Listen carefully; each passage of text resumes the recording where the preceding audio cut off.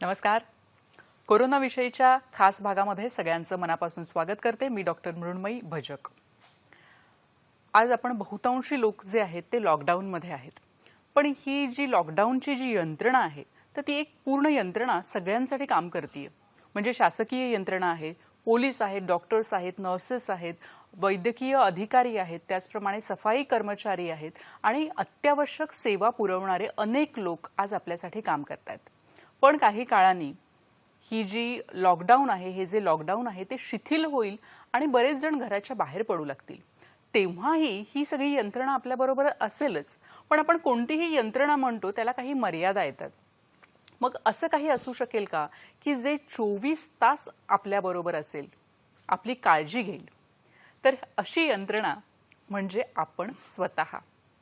खरोखरच ह्या सगळ्या कोरोना काळामध्ये आपण स्वतःचा आरोग्य रक्षक होऊ शकतो का आणि कशा पद्धतीने ते होणं आज गरजेचं आहे याविषयी आज आपण बोलणार आहोत. आपण म्हणतो की कोरोना विरोधीची ही एक लढाई आहे, युद्ध आहे आणि कोणतंही युद्ध म्हटलं की त्यामध्ये सगळ्यात महत्त्वाची बाब असते ती म्हणजे एक फायटिंग स्पिरिट किंवा विनिंग स्पिरिट. आणि ते तेव्हाच येतं जेव्हा आपण त्या लढाईला पूर्णपणे तयार असतो. आपण स्वतःला सबल कसं बनवायचं, सक्षम कसं बनवायचं आणि स्वतःच्या आरोग्याची जबाबदारी स्वतः कशी घ्यायची हा आजचा आपला विषय आहे. आणि आज आपण बोलणार आहोत मीच माझा आरोग्य रक्षक या विषयावर. अतिशय महत्त्वाचा असा विषय आहे आणि ह्याविषयी मार्गदर्शन करण्यासाठी आज आपल्याबरोबर आहेत डॉक्टर गोरक्षनाथ आव्हाड. सर नमस्कार. कार्यक्रमात आपलं मनपूर्वक स्वागत करते. डॉक्टर आव्हाड हे सहयोगी प्राध्यापक आहेत सायन आयुर्वेदिक महाविद्यालयामध्ये.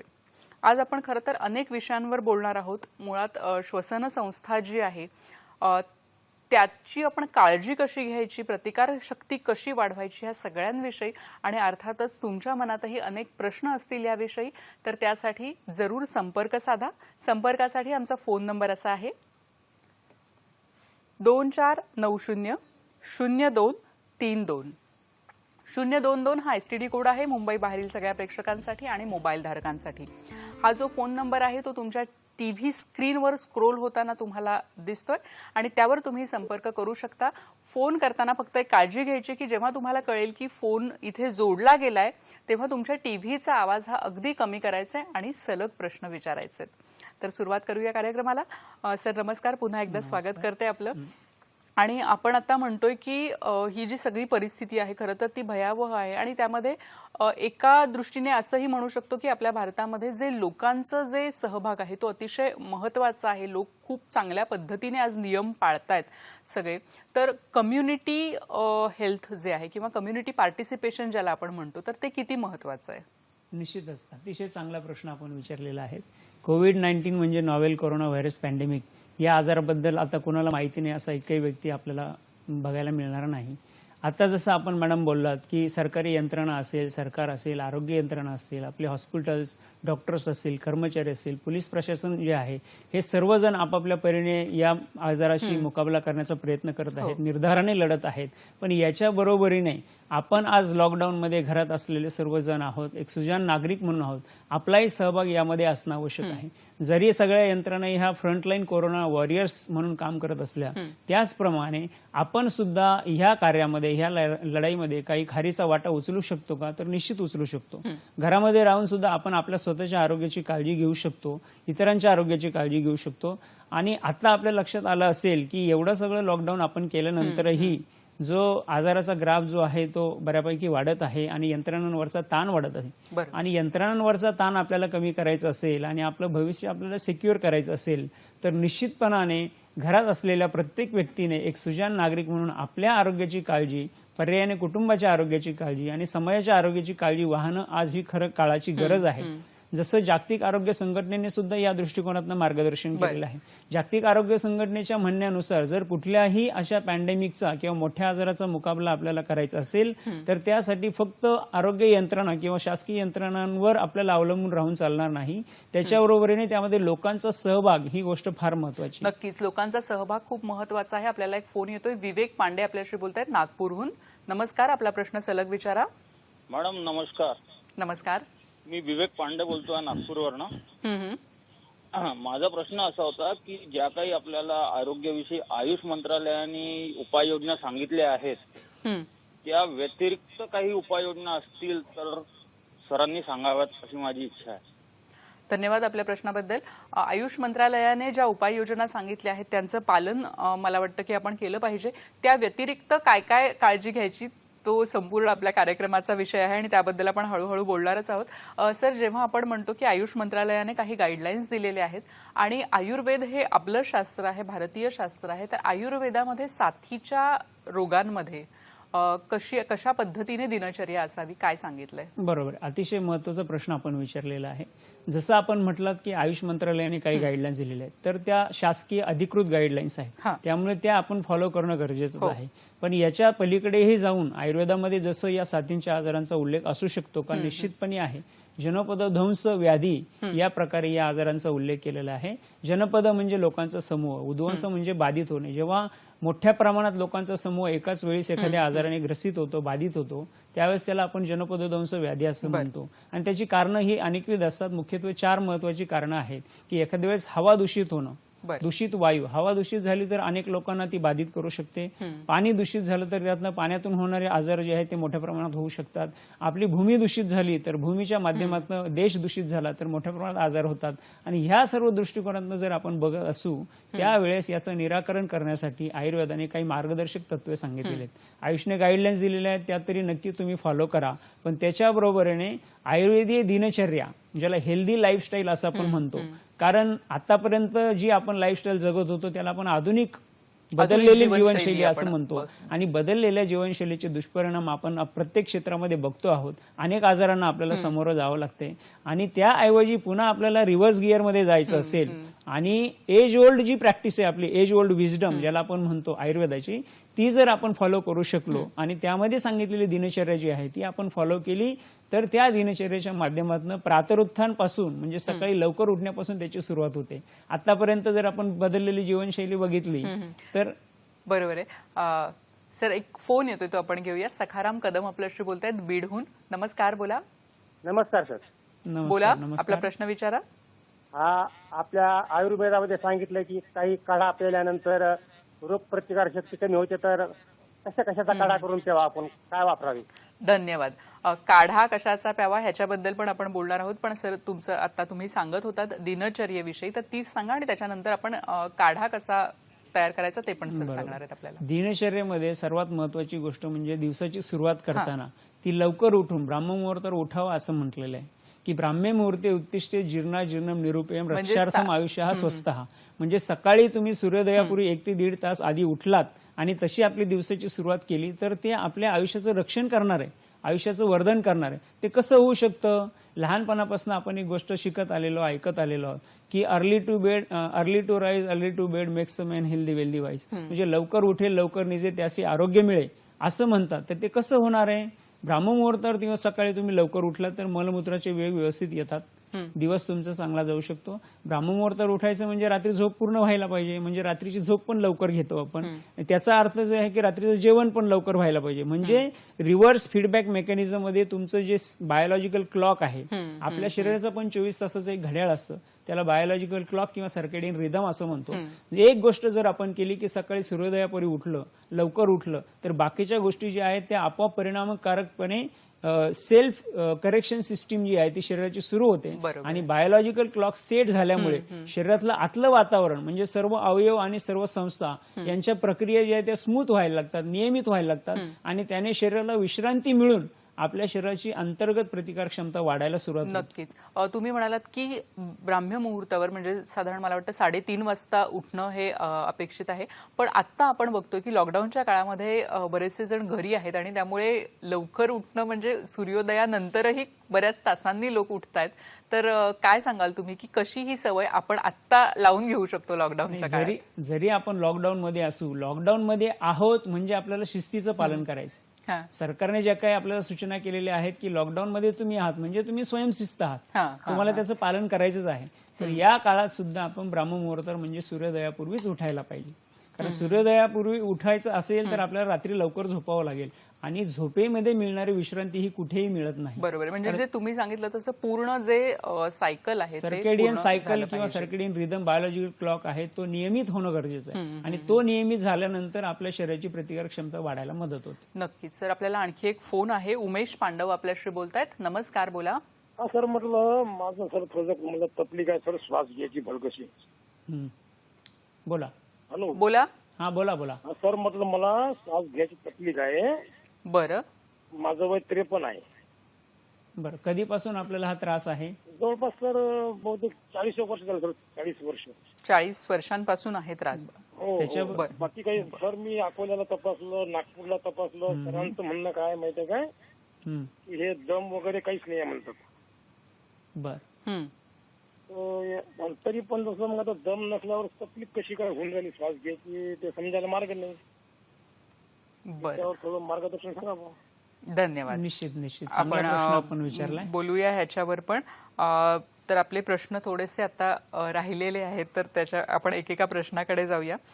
तुम्ही आता दिनचर्या सांगितलीत, सकाळी लवकर उठणे, त्याच्यानंतर ची काय असावी हे अगदी थोडक्यात सांगा आणि आपण पुढच्या बरोबर प्रश्नांकडे आहे. जाऊ. ब्राह्ममुहूर्तावर उठावं हे आपण सगळ्यांनी लक्षात ठेवणं गरजेचं आहे. त्यानंतर हस्तपाद प्रक्षालन म्हणून एक विधी सांगितलं, ज्याला आचमन म्हणतात. हस्तपाद प्रक्षालन म्हणजे आता जे आपण म्हणतोय कोरोनाच्या काळामध्ये की फ्रिक्वेंटली हँड वॉशिंग आपल्याला करायचं हो. तसं आयुर्वेदाने आणि भारतीय संस्कृतीने सांगितलेलं आहे की आपल्याला आठवत असेल पूर्वीच्या काळामध्ये आपल्या घराच्या बाहेर एक भांडं ठेवलेलं असायचं पाण्याचं आणि त्या पाण्याने हातपाय धुतल्याशिवाय आपण घरामध्ये प्रवेश करत नव्हतो.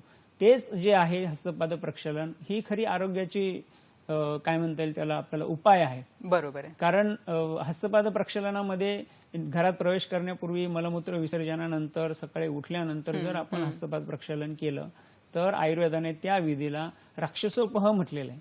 राक्षसोपह म्हणजे राक्षस म्हणजे अकराळ विकराळ राक्षस नसून मायक्रोस्कोप खाली अकराळ विकराळ दिसणारे जीवजंतू, रोगजंतू, आणि त्या रोगजंतूंना मारणारी हा विधी आहे की वारंवार तुम्ही हातपाय स्वच्छ धुतले तर ते जंतूंचा नाश तिथेच होईल आणि घरामध्ये त्या जंतूंचा प्रवेश होणार नाही. पर्यायाने तुमची आरोग्य जे आहे ते टिकून बरोबर आहे. म्हणजे आता खरं तर दोन मुद्दे आहेत. एक तर सकाळी लवकर उठणं, दिनचर्या जी आयुर्वेदाने सांगितलेली आहे ती तशी पाळणं, आणि हात वारंवार धुणं हे खूप पूर्वी आपल्या खरं तर आयुर्वेद शास्त्रामध्ये लिहिलेलं आहे.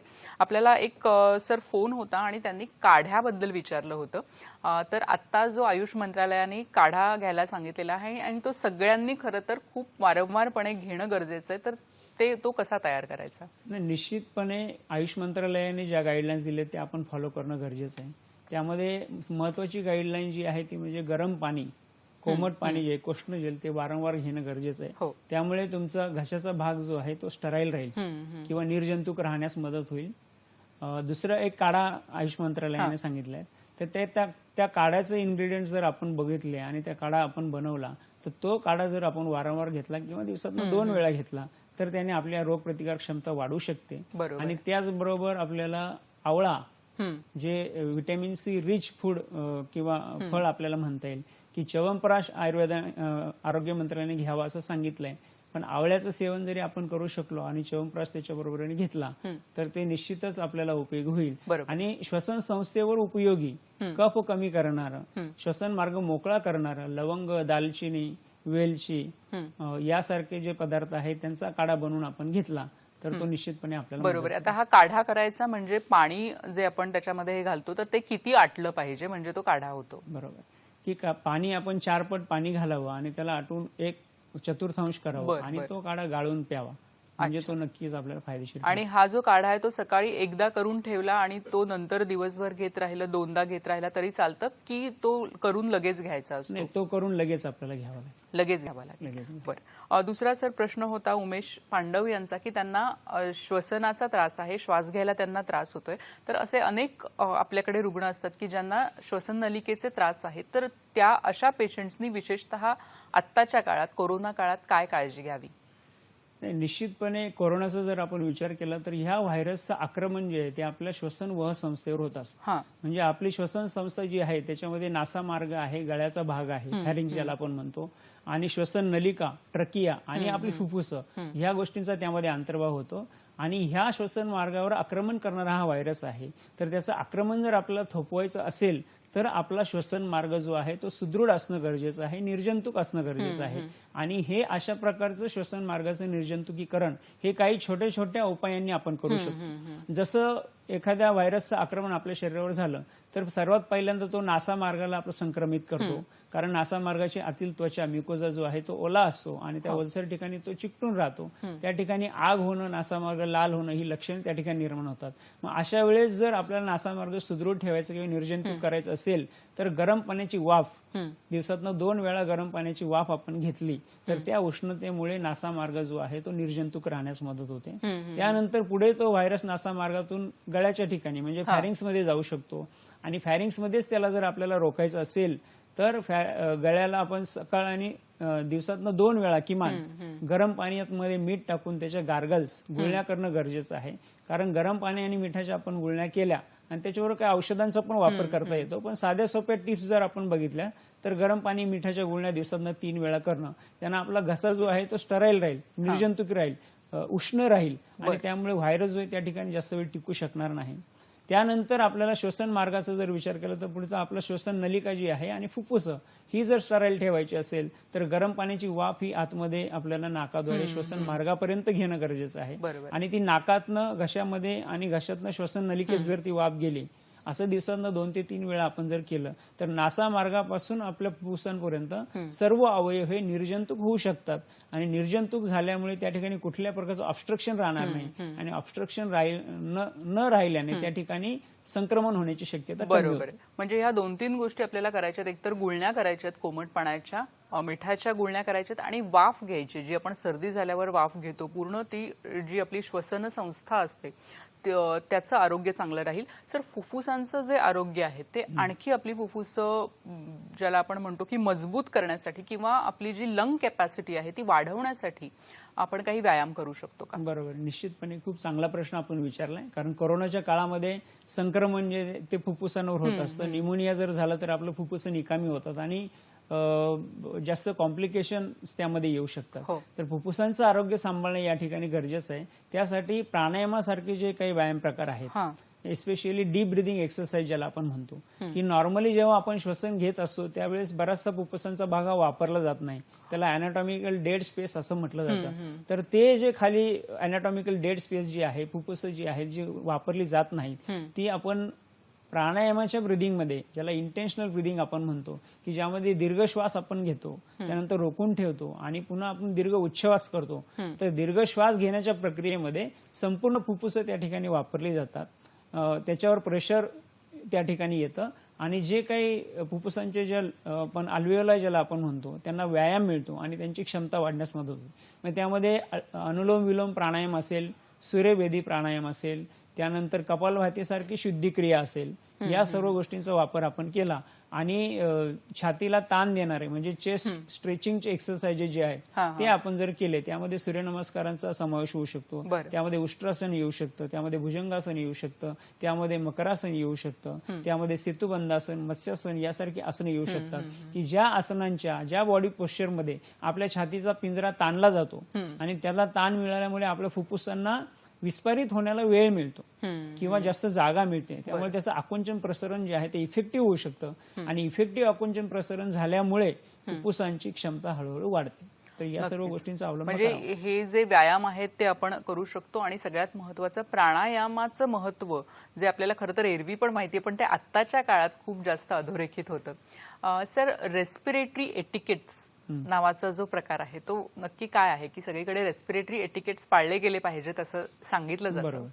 नाही, रेस्पिरेटरी एटिकेट्स हा आता कोरोनाच्या काळामध्ये परवलीचा शब्द झालेला आहे. जनरली रेस्पिरेटरी एटिकेट्स हे नेहमीच आपण पाळणं गरजेचं आहे, फक्त कोरोनासाठी नाही, पण ती कोरोनाने आपल्याला दिलेली एक शिकवण आहे. ते रेस्पिरेटरी एटिकेट्समध्ये सगळ्यात महत्वाचं आहे आपले शिंक आणि खोकला. तर शिंकताना आणि खोकताना काय काळजी घ्यावी, जसं सांगितलेलं आहे की नॉर्मली शिंकताना आणि खोकताना आपण कोपराचा वापर, बेंट एल्बो, कोपराचा वापर करावा किंवा रुमाल समोर ठेवावा किंवा टिश्यू पेपरचा वापर करावा. साधारणपणे शिंकताना आणि खोकताना याच्या आधी आपण ओंजळीमध्ये शिंकायचो आणि ओंजळीमध्ये शिंकल्यानंतर किंवा खोकला केल्यानंतर काय होतं की शिंकण्याच्या प्रोसेसमध्ये जे तुषार बाहेर आपल्या नाकातनं किंवा तोंडातनं जे पडतात ते आपल्या हातावर चिकटतात आणि त्याच हाताने आपण दरवाजा उघडला तर ते हातावरचे डोअर हँडलला लागतात बरोबर. आणि त्यानंतर आपल्या पाठीमागनं जो येणारा व्यक्ती म्हणजे आपल्या हातावरचे जे आहे ते डोअर हँडलवर जातात आणि मागून येणाऱ्या व्यक्तीने त्याच डोअर हँडलला स्पर्श केला तर त्याच्या हातावर ते व्हायरसेस चिकटू शकतात. नंतर त्या व्यक्तीने अनावधानाने आपला हात नाकाला चेहऱ्याला लावला तर त्याद्वारे ते आपल्या शरीराला संक्रमित करू शकतात. म्हणजे अशा प्रकारे एक साधी सोपी गोष्ट आपण केली की ओंजळीत न शिंकता किंवा उघड्यावर न शिंकता आपण बेंट एल्बो किंवा टिश्यू पेपर किंवा रुमालाचा वापर करून त्यामध्ये शिंकलो तर हे सगळं पुढचं संक्रमणाचा जो प्रसार होण्याची जी प्रक्रिया आहे ती प्रक्रिया खंडित होऊ शकते निश्चितपणे. नक्कीच. म्हणजे आता कोरोनाबद्दल जेव्हा आपण कोविड बद्दल बोलतो तेव्हा हा खूप महत्वाचा घटक आहे की त्याचा जो प्रसार आहे तो आपल्याला रोखायचा आहे आणि त्यामुळे ह्या ज्या छोट्या छोट्या गोष्टी आहेत ज्या वारंवार आपल्यापर्यंत पोहोचवल्या जातात तर त्या गोष्टींचं तंतोतंत पालन करणं हे मात्र आपल्या हातात आहे. मीच माझा आरोग्य रक्षक हा आजचा आपला विषय आहे आणि त्याविषयी आपण चर्चा करतो की जेव्हा लॉकडाऊनचा काळ शिथिल होईल सगळेजण आपण घराबाहेर पडू लागू तेव्हा आपण आपली काळजी कशी घ्यायची, कारण यंत्रणा जरी असली तरी आपण स्वतः आपली काळजी घेणं, आपण स्वतः आपलं आरोग्य रक्षक होणं हे खूप महत्वाचं आहे आणि त्याविषयी आपण चर्चा करतोय.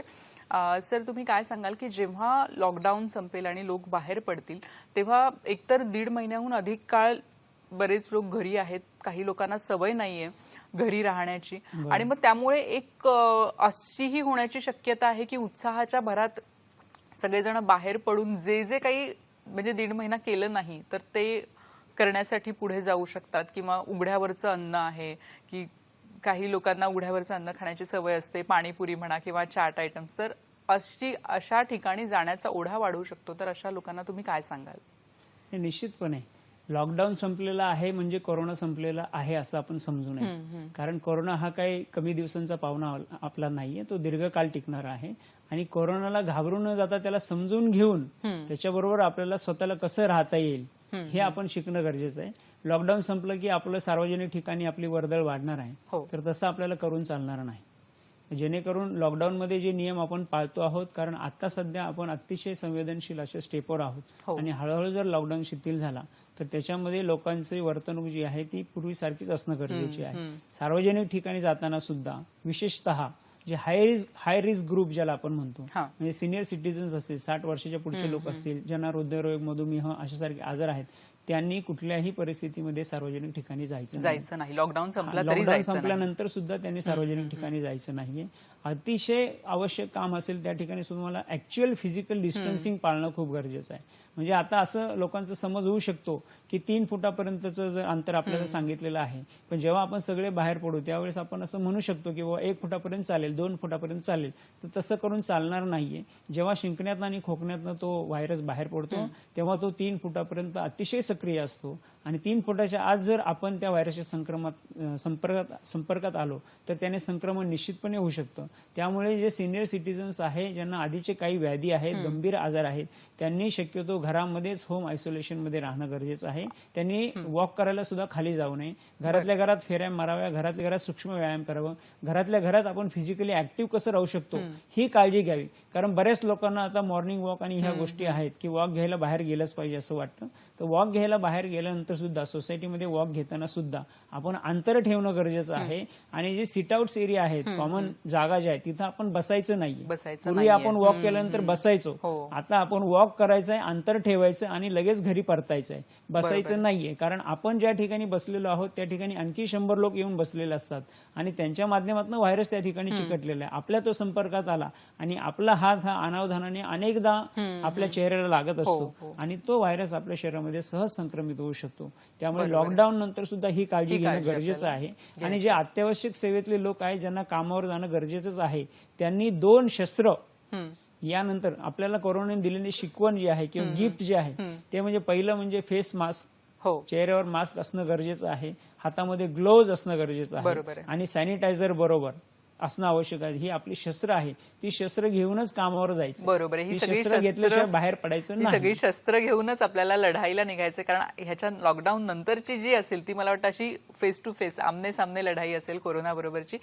सर, मगाशी एक खाण्याचा जो विषय आहे की आपण 1.5-2 महिने झाले घरी आहोत, घरचं खाणं आहे, असंही होतं की घरचं खाऊन काही लोक कंटाळलेत, काही गृहिणी देखील कंटाळलेल्या आहेत. तर बाहेरचं खाणं हे कसं काय करायचं, म्हणजे त्याचं टाळायचं, पूर्ण टाळायचं, काय करायचं? लॉकडाऊन जरी शिथिल झाला तरी आपण कोरोनाच्या आक्रमणामध्ये आहोत ही मानसिकता सगळ्यांची तयार असायला पाहिजे. त्यासाठी आपण सामोरं जायचंय. त्यामुळे बाहेरचं खाणं जास्तीत जास्त आपण टाळायला हवं. बाहेरचं खाणं, बाहेरचं पिणं, बाहेरच्या सर्व गोष्टी आपल्याला टाळायच्या आहेत. कारण प्रतिबंधन हाच उपाय आहे. जेव्हा एखाद्या ठिकाणी तुम्ही जाल, रेस्टॉरंटमध्ये तुम्ही गेलात, तर अनेक ठिकाणी तुमचा संपर्क वाढणार आहे, जास्त लोकांबरोबर संपर्क येणार आहे. आणि तो संपर्क जो आहे तो मर्यादित ठेवणं ही गरज आहे. आणि आतापर्यंत लॉकडाऊन मध्ये आपण चांगले चांगले पदार्थ बनवून खाल्लेले आहेत.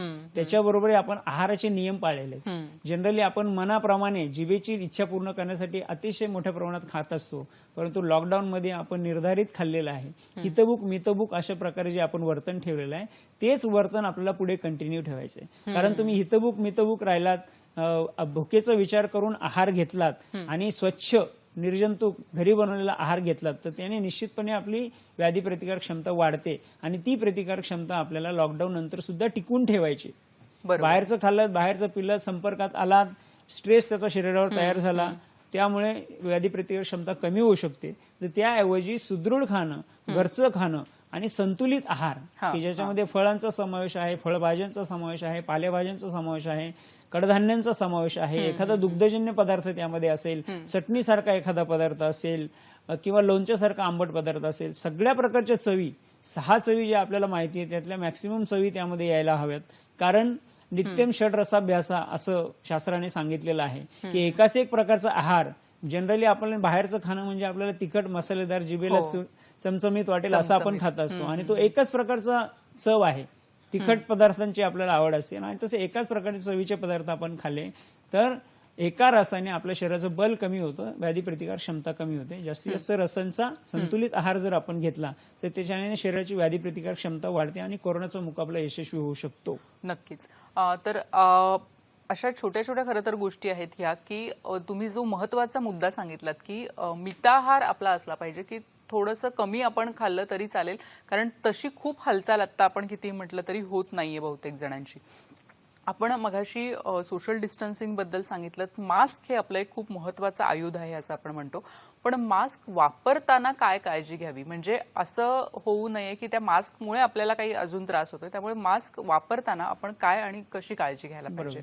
निश्चितपणे मास्कचा वापर जो आहे त्याच्या गाईडलाईन्स ठरलेल्या आहेत. हो, साधारणपणे जे कोविडमध्ये काम करणारे हेल्थ वर्कर्स आहेत किंवा सस्पेक्टेड पेशंटशी संपर्क येणाऱ्या लोकांनी जास्तीत जास्त मास्कचा वापर करावा. बरोबर. किंवा सामान्य लोकांनी सुद्धा जेव्हा आपण रुग्णाच्या संपर्कात येण्याची शक्यता आहे त्या ठिकाणी मास्कचा वापर करावा.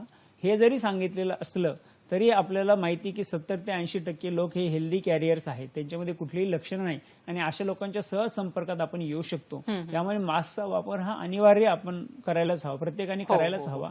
आणि मास्क वापरताना तो आपण वारंवार त्याला स्पर्श होणार नाही ही काळजी घेणं गरजेचं आहे. कारण चेहऱ्यावर मास्क लावलाय आणि तो वारंवार आपण ऍडजस्ट करत असू तर त्याचा कुठलाही उपयोग होणार नाही. त्यामुळे मास्क लावतानाच तो आपण बघून घ्यावा की बाहेरची बाजू जी कलर्ड बाजू आहे ती बाहेरची बाजू कशी आहे, वरची बाजू कुठली आहे ते आपण बघून, आणि एकदा तो चेहऱ्यावर फिक्स केला तर तो पुन्हा फिक्स राहील. त्याला वारंवार आपण हात लावायचा नाहीये, ऍडजस्ट करण्याचा प्रयत्न करायचा नाहीये, आणि काही काळाने रोजच्या रोज तो मास्क जो आहे तो बदलावा की जेणेकरून आपल्याला रिइन्फेक्शन होणार नाही आणि कुठल्याही परिस्थितीमध्ये शक्यतो मास्कला हात लावायचा नाही.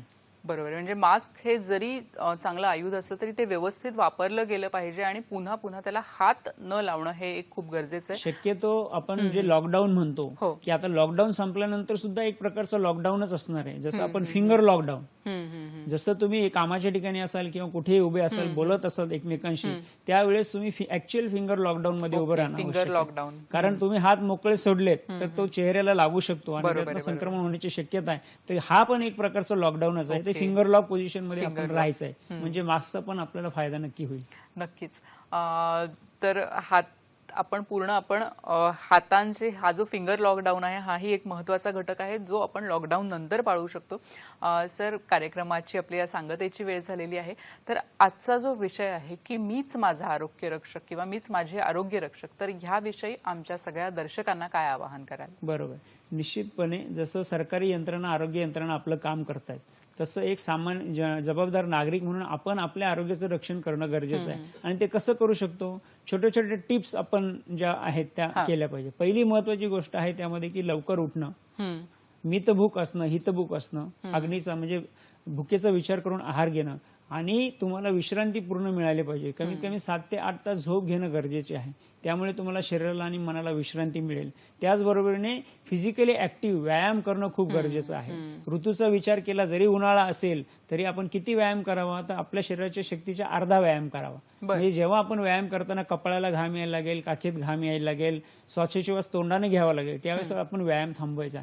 पण व्यायाम करणं, वारंवार कोमट पाणी पिणं, त्याचबरोबर योग्य पुरेशी झोप घेणं, हितभूक मितभूक असणं, प्रातरुत्थान, लवकर उठणं, लवकर झोपणं आणि सर्व वेळा खाण्याच्या झोपण्याच्या सर्व वेळा पाळणं आणि त्याच्याबरोबर प्राणायामासारखे योग, ध्यान, धारणा, प्राणायाम ह्या गोष्टी जर आपण केल्या आणि जसं मी सांगितलं की श्वसन व संस्था स्टराईल ठेवायची असेल तर 2 वेळा स्टीम, गार्गल्स, गुळण्या करणं हे जर आपण केलं तर त्याने आपलं संपूर्ण शरीर जे आहे ते रिसायकल होईल आणि शरीराची सेल्फ करेक्शन सिस्टीम जी आहे ती ऍक्टिव्हेट होईल आणि ती ऍक्टिव्हेट झाल्यानंतर आपली व्याधी प्रतिकार क्षमता चांगली वाढू शकते आणि कोरोनाचा यशस्वीपणे मुकाबला आपण करू शकतो. हेच माझं आव्हान सर्वांना राहील की कोरोनाचा यशस्वी मुकाबला करण्यासाठी आपली बायोलॉजिकल क्लॉक जे आहे ते सेट करा, आपल्या शरीराचं व्याधी प्रतिकार क्षमता वाढवण्याचा प्रयत्न करा आणि स्वतःच्या आरोग्याचं रक्षण स्वतःच करा. नक्कीच स्वतःच्या आरोग्याचं जे रक्षण आहे ते आता आपण स्वतः करायचंय आणि जशा अनेक गोष्टी सरांनी सांगितल्या त्यामध्ये वेळ पाळणं ही जी गोष्ट आहे ती पण महत्वाची आणि दिवसाची सुरुवात जर आपण वेळेत केली तर सगळंच वेळेत होऊ शकेल. सर तुम्ही इथे आलात आणि खूप छान मार्गदर्शन आमच्या सगळ्या दर्शकांना केलं. दूरदर्शनच्या सह्याद्री वाहिनीतर्फे मी आपली मनपूर्वक आभारी आहे. धन्यवाद. आपण पुन्हा भेटूया उद्याच्या कार्यक्रमात संध्याकाळी 5 वाजता. नमस्कार.